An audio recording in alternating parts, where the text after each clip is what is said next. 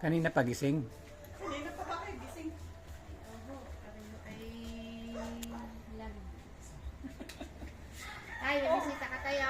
Pinapadala ni Rowie at ni Anden. Prutas. Oh, grapes. Lagi niya pa tinatawag si Sir Hinahanap niya si Alden. Gabi-gabi po yan, ma'am. Hinahanap niya gabi-gabi si Alden. Hinahanap niya si Alden lang hinahanap. Kayong norma po. Sino po ba yung norma niyo? Asawa niya. Lagi po. Nasaan na yan? Si Alden ay Teka, ma'am, wala Na- po puan. Amerika yata. nasa Amerika ba? Marami kayo gusto lumala. Labas ng lumala. Di ba susunod na daw siya? Oh, hugasan mo ng grapes niya. Dapat pala inugasan mo na. Hugasan mo na. Nakapasyaw na. Oh, Ngayon pala eh. Sir, upuan. ano sabi ko? Nakapasyaw na. Gusto niya natin si Alden. Hugasan muna natin. Huwag mo munang kainin. Akin na, hugasan ko. Oh, eri daw Hugas mo na. hugasan mo.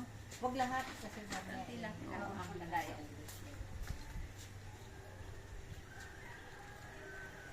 Siya kinakain ko eh. Ayan na kayo. Ay, naisip nga kung Pag walang pinadalhan kayo ni Alden. Tsaka ni Rowie. Niyan. Yan ba lagi ang kinakain nyo? May avocado din dyan. Gusto niyo rin ng avocado. Hugasan kita ng kahapya sa tatay. I-share sa kanila.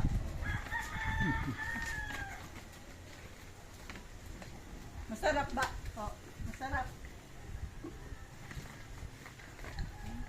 Seedless naman yan eh. No? Ano sasabihin natin kay Alden? ano ba yung usapan mo? Oh, ay wala. Pinadala lang ho kayo niyan at naaalala kayo. Niyang prutas. Lagi kayo naaalala ni Alden at ni Rowie. Dalan daw kayo ng prutas. Malaki yan. Sino ho? Si Alden. Malaki. Di ba yun yung bunsong anak nyo? Oo eh. Baka yung isa na. Sino ho? Si Alden. Si Alden.